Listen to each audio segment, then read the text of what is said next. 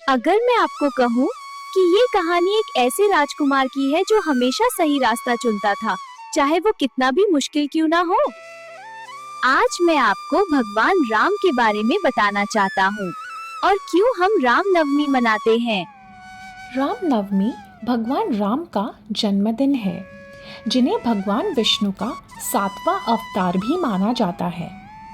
इसका मतलब है वो धरती पर आए थे अच्छाई की रक्षा करने के लिए और दुनिया में संतुलन बनाए रखने के लिए। उनका जन्म एक सुंदर नगरी अयोध्या में हुआ था, राजा दशरथ और रानी कौशल्या के घर। वो एक राजकुमार थे, लेकिन उनकी सबसे बड़ी पहचान कुछ और ही थी।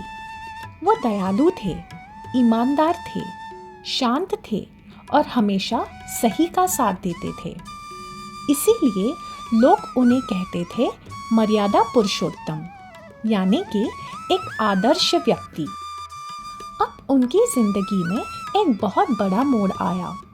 राम को अयोध्या का राजा बनना था, लेकिन अपने पिता के दिए हुए एक वचन की वजह से उन्हें सब कुछ छोड़ना पड़ा और वनवास जाना पड़ा 14 साल के लिए।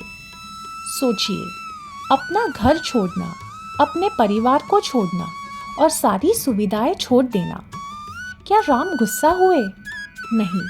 क्या उन्होंने कहा कि ये गलत है? नहीं।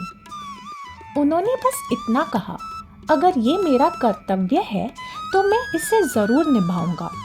और फिर वो वनवास के लिए निकल पड़े, सीता जी और अपने भाई लक्ष्मण के साथ। इसीलिए भगवान राम इतने खास है।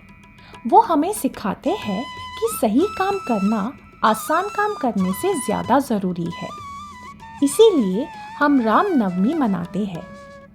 ये हमें याद दिलाता है कि हमें दयालु बनना चाहिए, हमेशा सच बोलना चाहिए और अपने माता पिता का सम्मान करना चाहिए और हमेशा सही करने की कोशिश करनी चाहिए। इस दिन लोग मंदिर जाते हैं, भजन गाते हैं, मिलकर प्रार्थना करते हैं और दूसरों के साथ भोजन बांटते हैं।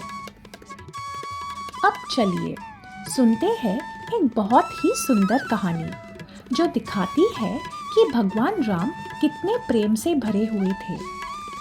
बहुत समय पहले की बात है। एक वृद्ध महिला थी जिनका नाम शबरी था। वो एक जंगल में छोटी सी झोपड़ी में रहती थी और उनकी जिंदगी बहुत ही साधारण थी। लोग उनके साथ अच्छा व्यवहार नहीं करते थे, लेकिन उनका दिल भगवान राम के लिए प्रेम से भरा हुआ था। हर दिन वो सुबह जल्दी उठती थी, अपना घर साफ करती थी और जंगल जाकर बैर इकट्ठा करती थी। उन्हें नहीं पता था राम कब आएंगे, लेकिन उन्हें यकीन था एक दिन वो जरूर आएंगे। इसीलिए वो इंतजार करती रही।